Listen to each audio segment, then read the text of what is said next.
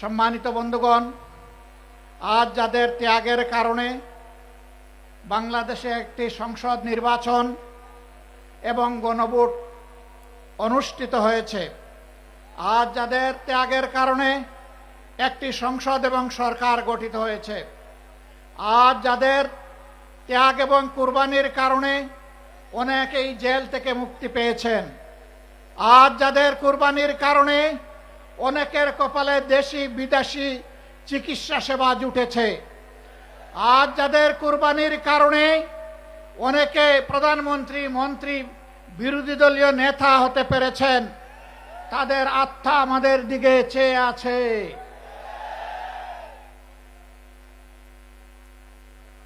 আল্লাহ রাব্বুল আলামিন সব কিছুর পূর্ণাঙ্গ এবং নির্ভুল সাক্ষী। এই পরিবর্তন যখন হয়, তখন একদল জানবাজ তরুণ এবং তরুণী সামনে এসে বুক চিতিয়ে তারা ভয়কে জয় করে গুলির মুখে আন্দোলন গড়ে তুলেছিল। এটি সঠিক। 15.5 বছর ফ্যাসিবাদী শাসনের বিরুদ্ধে আমরা যারা বিরোধী দলে ছিলাম, দফায় দফায় আন্দোলন করেছি, কিন্তু আমাদের আন্দোলনের মুখে ফ্যাসিবাদীরা পালিয়ে যায়নি। যেদিন এই তরুণ তরুণীরা সিদ্ধান্ত নিয়ে সামনে এসেছিল, জনগণ তাদের ডাকে সাড়া দিয়েছিল। নারী, পুরুষ, শিশু, কিশোর, যুবক, আবাল, বৃদ্ধ, বনিতা সকলে রাস্তায় নেমে এসেছিল। আন্দোলন সেদিনই সফলতার মুখ দেখেছিল। এখন সরকারি দলের বন্ধুরা তাদের কাউকে বলে শিশু পার্টি আর কাউকে বলে গুপ্ত। লজ্জা! যাদের কারণে আজকে আপনাদের এই গদি, তাদের নিয়ে আপনারা উপহাস করছেন। এর পাওনা বুঝে নেওয়ার জন্য তৈরি হন। এই জাতি ঠিকই পাওনা বুঝিয়ে দেবে আপনাদেরকে। আপনারা জাতিকে ধোঁকা দিয়েছেন এবং ইতিমধ্যে তা স্বীকার করে নিয়েছেন। আপনাদের নেতা বলেছিলেন, আমরা যদি ধোঁকা দেই, আগামীতে জনগণ আমাদেরকে আস্থা করে নিক্ষেপ করবে। সেই আস্থা করে দেখার জন্য আপনারা তৈরি হন। গণভোটের রায় অগ্রাহ্য করার মানে হচ্ছে এদেশের জনগণকে অপমান করা, তাদের ভোটকে অস্বীকার করা, তাদের রায়ের প্রতি বৃদ্ধাঙ্গুলি দেখানো। মনে রাখবেন, জনগণের বিরুদ্ধে দাঁড়িয়ে অতীতে কেউ কোনোদিন রেহাই পায়নি, আপনারাও রেহাই পাবেন না। সময় থাকতে অনুরোধ করি, এখনো সৎ পথে ফিরে আসুন। জাতির সাথে গাদ্দারি বেইমানি করবেন না। আপনারা এসে বলুন, আমরা ইতিমধ্যে যা করেছি ভুল করেছি, আমরা জনগণের দেওয়া রায়, গণভোটের রায় আমরা বাস্তবায়ন করব।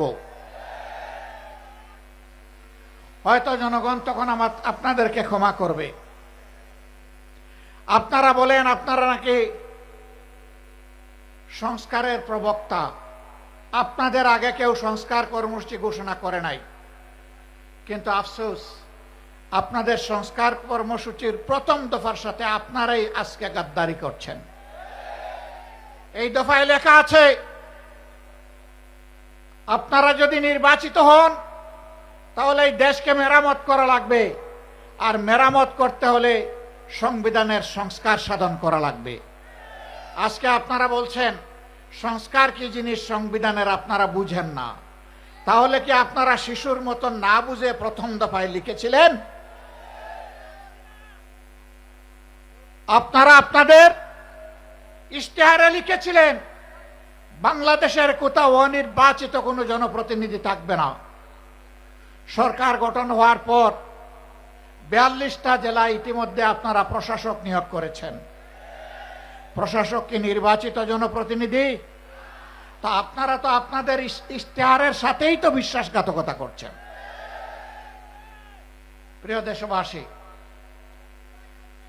আপনারা আগে বলেছিলেন আপনারা বিচার বিভাগের স্বাধীনতা নিশ্চিত করবেন। এখন আপনারা সেই যে অর্ডিন্যান্স ছিল সেই অর্ডিন্যান্সের আপনারা বিরোধিতা করছেন এবং আপনারা বলছেন এটা এখন আপনারা করবেন না। তার মানে বিচার বিভাগকে নিজেদের হাতের মুঠায় রেখে আগামী দিনে আপনাদের আকাম কুকামের প্রতিবাদ যখন জনগণ করবে, তখন সেই বিচার বিভাগকে অতীতের ফ্যাসিবাদী কায়দায় জনগণের বিরুদ্ধে আপনারা কাজে লাগাতে চান। আমরা চেয়েছিলাম ফ্যাসিবাদীরা যেমন করে গুম এবং খুনের সংস্কৃতি চালু করেছিল, সেই গুম সংস্কৃতিকে নির্মূল করার জন্য একটা স্বাধীন গুম কমিশন গঠন হোক। আপনারা তার বিরোধিতা করছেন। আপনারা স্বাধীন মানবাধিকার কমিশন আপনারা মানছেন না। আপনারা একটা নিরপেক্ষ কমিশনের মাধ্যমে পিএসসির নিয়োগ আপনারা মানবেন না। আপনারা উল্টা পথে চলছেন। আপনারা মনে রাখবেন, যেই পথ ধরে স্বৈরাচার চলেছিল একই পথ ধরে আপনারাও হাঁটছেন। স্বৈরাচারের যে পরিণতি অতীতে হয়েছে, আপনাদের পরিণতি ভিন্ন হবে না যদি এই পথ থেকে আপনারা ফিরে না আসেন। এই সংসদের মেয়াদ মাত্র গেল 2.5 মাস। আমরা চাইনি এখনই আপনাদেরকে শক্ত করে ধরতে আমরা সুযোগ দিতে চেয়েছি যে আপনারা আপনাদের ভুলকে সংশোধন করুন। মনে রাখবেন, আমাদের এই উদারতা যেন কোনো দুর্বলতা হিসেবে আপনাদের কাছে ধরা না দেয়। ভালো কাজ করবেন, আমরা পানির মতো তরল। মন্দ এবং অন্যায় কাজ করবেন, জনগণের বিরুদ্ধে অবস্থান নেবেন, আমরা ইস্পাতের চাইতেও কঠিন হয়ে দাঁড়াবো সেদিন। দেশ এবং জনগণের কোনো ক্ষতি আমরা মেনে নেব না। আপনাদের নেতা বলেছিলেন দুর্নীতিকে টুটি চেপে ধরবেন। আপনারা ক্ষমতায় এসেই বললেন যদি সমঝোতার ভিত্তিতে কিছু নেওয়া হয় এটা চাঁদা হবে না। ধিক্কার জানাই। আজকে আপনাদের পরিচয় হয়েছে, আপনাদের নাম ছিল জাতীয়তাবাদী দল, এখন মানুষ বলে চাঁদাবাজি দল। একজন চাঁদাবাজকেও আপনারা কবজায় আনেন নাই। জনগণ বিশ্বাস করতে বাধ্য হবে মাথা থেকে পায়ের পাতা সবাই চাঁদাবাজ। নাইলে কেন চাঁদাবাজি বন্ধ হচ্ছে না? সব জায়গায় কেন দুর্নীতির মহা উৎসব চলছে? গায়ের জুড়ে সব জায়গায় রাজনৈতিক দখলবাজি কেন চলছে? বাংলাদেশ ব্যাংকের মতো সেন্ট্রাল ব্যাংকের জায়গাটাও আপনারা ঠিক রাখলেন না। সেখানে একজন দলখানা লোককে আপনারা, অযোগ্য লোককে আপনারা বসাই দিলেন।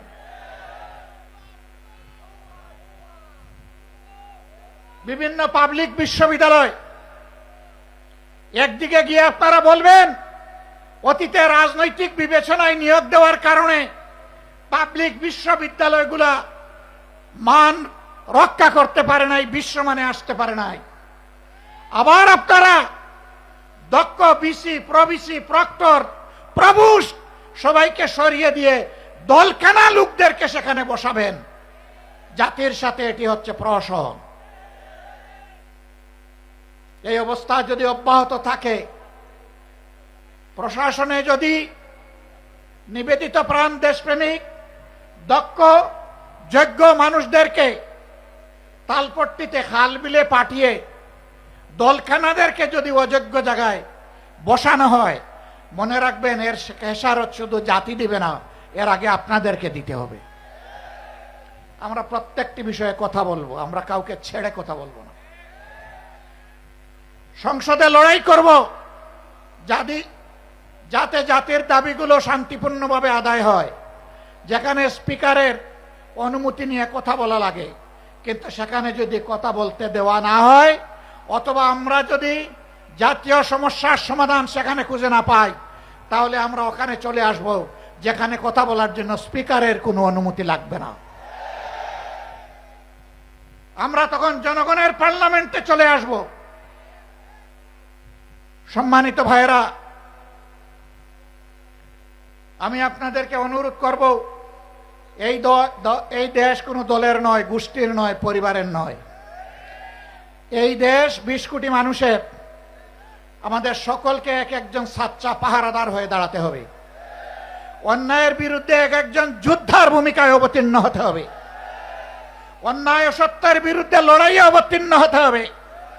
কেউ আমার অধিকার দয়া করে আমার পকেটে এনে দেবে না। লড়াই করে অধিকার আদায় করব ইনশাআল্লাহ। কাউকে ছাড় দিয়ে কথা বলা হবে না। আমাদেরকে মাঝে মাঝে চোখ রাঙানো হয়। কেউ কেউ বলেন যে যদি আপনারা এই করেন ওই করেন তাইলে আগামীতে এ হবে ওই হবে। বন্ধু, ভয় দেখাবেন না। যাদের নেতারা হাসতে হাসতে ফাঁসির তক্তার উপরে দাঁড়াতে পারে তাদেরকে কোনো কিছুর ভয় দেখাবেন না। আমাদের নেতৃবৃন্দ রাস্তা রচনা করে গিয়েছেন, জনগণের মুক্তির রাস্তা। এই রাস্তা ধরে আমরা চলতেই থাকব। পার্শ্ববর্তী দেশ আমাদের প্রতিবেশী, প্রতিবেশীকে সম্মান করি। আমরা চাই আপনারা শান্তিতে থাকুন। আমরা চাই আপনাদের দেশের ভিতরে মানবিক পরিবেশ তৈরি হোক। আমরা চাই না ধর্মের ভিত্তিতে সেখানে বিভাজন এবং অশান্তি হোক। কিন্তু আমরা দেখতে পাচ্ছি সেখানে শুধু মুসলিম নামের পরিচয়ে মানুষকে নাজেহাল করা হচ্ছে,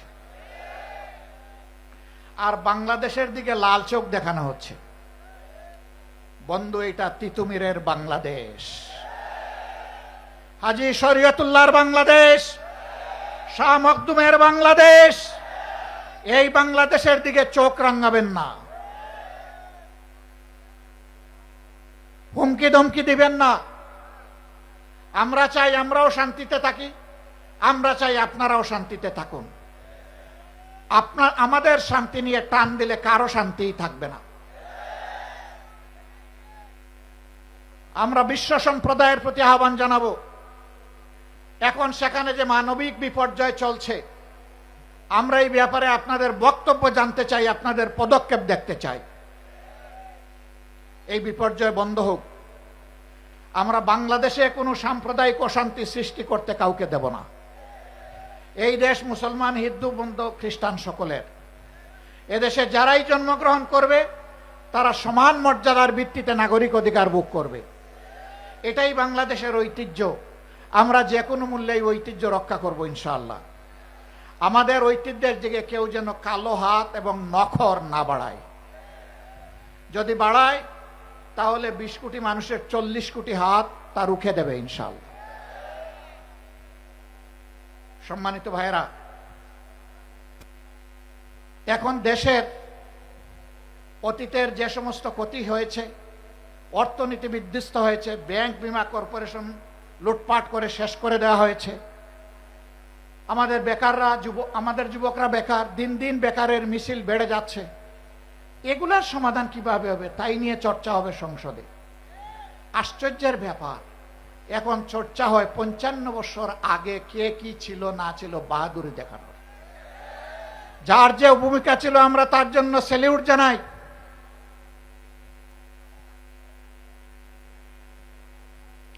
আমরা যার যে ভূমিকা আছে তার জন্য অবশ্যই স্যালিউট জানাই। কিন্তু একটা জাতি যদি ভবিষ্যতের দিকে না তাকায়া চিংড়ি মাছের মতো শুধু পিছনের দিকে তাকায়, এই জাতি জীবনে এগিয়ে যেতে পারবে না। ইতিহাস আমরা চর্চা করব, কিন্তু ইতিহাস নিয়ে পড়ে থাকবো না। ইতিহাস চর্চা করব ইতিহাস থেকে শিক্ষা নেওয়ার জন্যে। তো ইতিহাসের সাথে বেইমানি করলে একটা জাতিকে কতটা মূল্য দিতে হয় তা জানার জন্য। আমাদের অনেক সমস্যা। বাংলাদেশের 4 ভাগের 1 ভাগ পদ্মা এবং তিস্তার কারণে এখন প্রায় মরুভূমি হয়ে গিয়েছে। আওয়ামী লীগের প্রথম সরকার ক্ষমতায় আসার পর পরীক্ষামূলকভাবে 15 দিনের জন্য ফারাক্কাবাদ এটা বাস্তবায়নের সুযোগ দিয়েছিল, এর কার্যক্রম চালানোর সুযোগ দিয়েছিল। 55 বছরেও 15 দিন শেষ হয় না।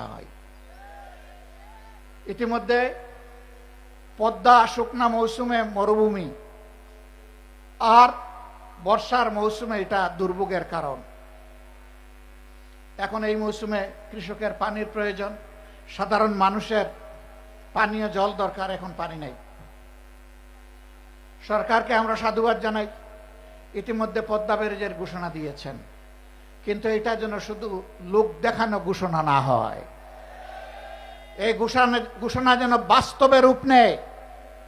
তার পাশাপাশি আমরা আরো দৃঢ়ভাবে বলবো, তিস্তা সহ ওই 3টা নদীর পাড়ের মানুষের, 2.5 কোটি মানুষের দুঃখ দুর্দশা দূর করার জন্য তিস্তা মহাপরিকল্পনা অবশ্যই বাস্তবায়ন করতে হবে। আমি কালকেও বলেছি, বিএনপির নেতা, বর্তমান একজন মন্ত্রী, ওই অঞ্চলে বাড়ি, তিনি নির্বাচনের আগে তারেক রহমান সাহেব সহ সবাইকে নিয়ে তিনি তিস্তা পারে বিশাল আয়োজনে মিটিং এবং মিছিল করেছেন। সারা বাংলাদেশ থেকে দলে দলে সাংবাদিক বন্ধুরা সেখানে গিয়েছেন অথবা তাদেরকে নিয়ে যাওয়া হয়েছে। নির্বাচনী আমেজ তৈরি করার জন্য যদি এটা হয়ে থাকে, তাহলে মনে রাখবেন যে স্লোগান দিয়েছিলেন জাগো বাহে, বাহরাজ কিন্তু এখন জেগে আছে, এখন দুইটি চোখ দিয়ে তাকিয়ে আছে। সেদিন যে বক্তব্য দিয়েছিলেন তা বাস্তবায়ন করেন কিনা। আমরা স্পষ্টভাবে বলতে চাই, কারো রক্ত চক্কর দিকে না তাকিয়ে তিস্তা মহাপরিকল্পনা অবশ্যই বাস্তবায়ন করতে হবে। পদ্মায় পানি আনতে হবে। পদ্মার পানি আমাদের ন্যায্য পাওনা, তিস্তার পানি আমাদের ন্যায্য পাওনা। সারা বাংলাদেশে যে 154টা অভিন্ন নদী আছে, সবগুলোই আজকে মৃতপ্রায় হয়ে গিয়েছে। একজন বক্তা এখানে বলে গিয়েছেন যে আপনি খাল কেটে মানুষকে পানি দিতে চান। খালের পানির উৎস হচ্ছে নদী। নদী যদি ঠিক মতো না চলে, তাইলে খালের পানি আসবে কোত্থেকে? আগে নদীর দিকে নজর দেন, সাথে সাথে খালের দিকেও নজর দেন, তখন জনগণ উপকৃত হবে। আর খাল কাটা কর্মসূচি যদি জনগণের মানসিক প্রশান্তির জন্য করে থাকেন, তাহলে এটা বুমেরাং হয়ে দেখা দেবে। আমরা চাই নদীও তার নাব্যতা ফিরে পাক, যৌবন ফিরে পাক, আর খাল কাটা কর্মসূচিও বাস্তবে রূপ দেখুক। আমরা কোনো উন্নয়ন এবং আমরা কোনো ভালো কাজের বিরোধী না, আমরা এর পক্ষে। সম্মানিত বন্ধুগণ, সরকার ইতিমধ্যে যে অপকর্মগুলো করেছে, জাতির সাথে যে ধোঁকা দিয়েছে, যেই 16টা অধ্যাদেশ বাস্তবায়ন না হলে বাংলাদেশে সুশাসন নিশ্চিত করা অসম্ভব, সেইগুলা তারা ফেলে দিয়েছে। এইগুলা যদি তারা বাস্তবায়ন না করে, আমি কথা দিয়ে যাচ্ছি, আমাদের আন্দোলন চলবে সংসদে, একই সাথে চলবে রাজপথে ইনশাআল্লাহ। এবং আমি আস্থার সাথে বলছি, গণভোটের রায়ও বাংলাদেশে ইনশাআল্লাহ বাস্তবায়ন হবে, বাস্তবায়ন করতে বাধ্য করা হবে ইনশাআল্লাহ। গণভোটের রায় যদি বাস্তবায়ন হয়, তাহলে দেশে সুশাসনের পথ সুগম হবে, না হয় অতীতের চাইতে ভয়াবহ স্বৈরশাসন জাতির গাড়ি চেপে বসবে।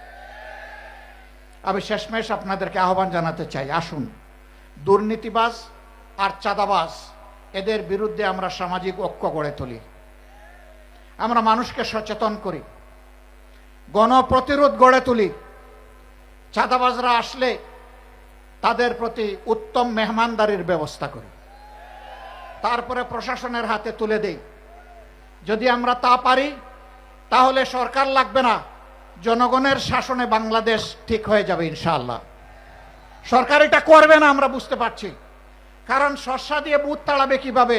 ওই শস্যার ভিতরেই ভূত, দানায় দানায় ভূত, ঘাটে ঘাটে ভূত, জনে জনে ভূত, মাথা থেকে পায়ের পাতা পর্যন্ত ভূত।